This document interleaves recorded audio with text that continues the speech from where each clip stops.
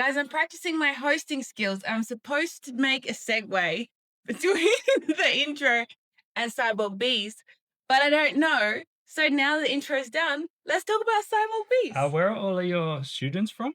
China. Oh, that's interesting because Chinese researchers at the Beijing Institute of Technology outfitted bees with a 74 milligram neural controller, so 75% of a gram, lighter than a typical nectar load. That taps into the bee's brain via 3 microscopic electrodes. So you're thinking, okay, this is what scientists do. They put things on animals. 3 electrodes into the bee's brain, properly into the bee's brain. What can they do with it?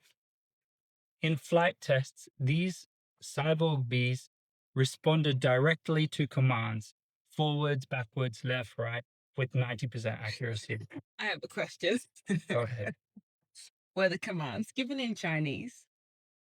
I I would have assumed it was like just buttons and electrical impulses. Yeah, but something how like did this. how do they know what electrical impulse to give a bee to make it fly left, to make it fly right, to control it? Well, that's why scientists are on the case and we're not, Becky. That's right. That's right. Okay, so why are they doing this? Would you like to know?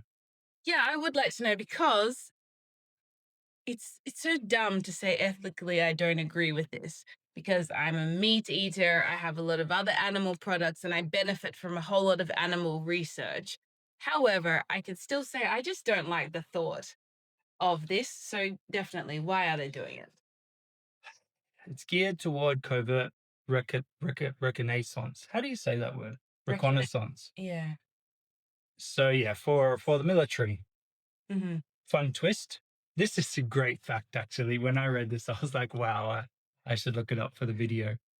Earlier researchers in Japan controlled cicadas to recreate the Top Gun soundtrack, No. drawing a melody straight from buzzing bugs. So the cicadas made the Top Gun song. Do you know what? Sometimes I think these scientists are just having fun. Yeah. Like, actually, they've just come up with some crazy idea. One night after work, those guys were having too much. What is the rakia of Japan? Rice wine? Sake. Sake. Like, literally, they went out for dinner one night as a group. They had way too much sake. They got to talking about Tom Cruise and about their love of Mission Impossible, or what was the film that they Top Gun. Top Gun, and they decided, let's go to the office, let's go back to the lab and try and get the cicadas to do this. What is the Top Gun sound? Is it like the final countdown or something? That's funny. That's what I was thinking in my head, but I don't know. So this led me down a little rabbit hole. I don't go too far into rabbit holes because you know why? Why? Because it's not good for your psyche. That's why. or I just don't have the time for that. But Oh, okay. He doesn't have the time. okay, so I looked at some other ways that people are trying to control animals. Cockroaches and beetles. Scientists in Singapore and the US universities have used microstimulation to guide insects like roaches and beetles for surveillance and education. There's remote controlled sharks that I didn't find super interesting.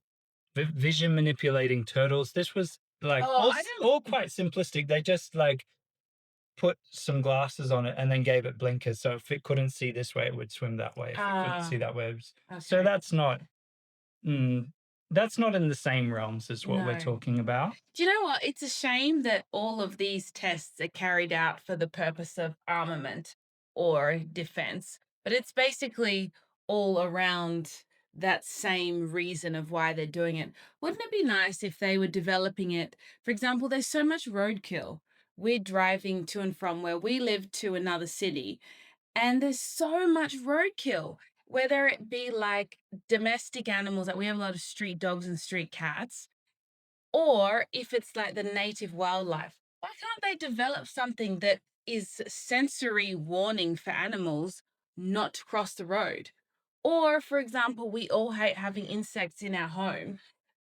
If we go back to Australia, the spiders and the other creepy crawlies that come in, why can't they develop something that gives the animals some kind of detection for not entering this space. I did see a little thing that was advertised to me, and there's a lot of advertisements for tech that you're not even sure is real. Oh, It's if yeah. it's just like a scam. Yeah. But it was a little thing like this big that you plug in, Mm. and it scans the room for mosquitoes, No. and then it lasers them like a sniper out of the sky. Oh, for sure, that's not It true. doesn't sound true, but it's cool if it is. Wow.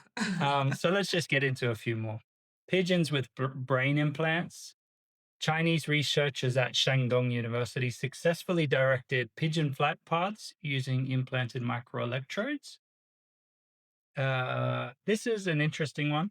Duke University researchers wired monkeys so they shared brain signals to control a virtual arm together. Ugh, okay, all right. I think we've heard enough now. We get it. There's a whole lot of animal testing going on. And then there's one more. They had like 3 to 4 rats in kind of like a hive mind Mhm, scenario, mhm. and they could coordinate brain activity. So they can make hive mind animals, which is pretty crazy.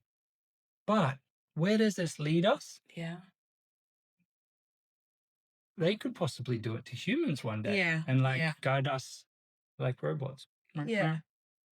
AI, that's what AI will work out how to do that. I hope it will just help us to learn to dance like the robot, Oh, I thought you popping were a gonna look at instead say of, just to be nicer, kinder people. "Oh, what world do you live in, Becky?"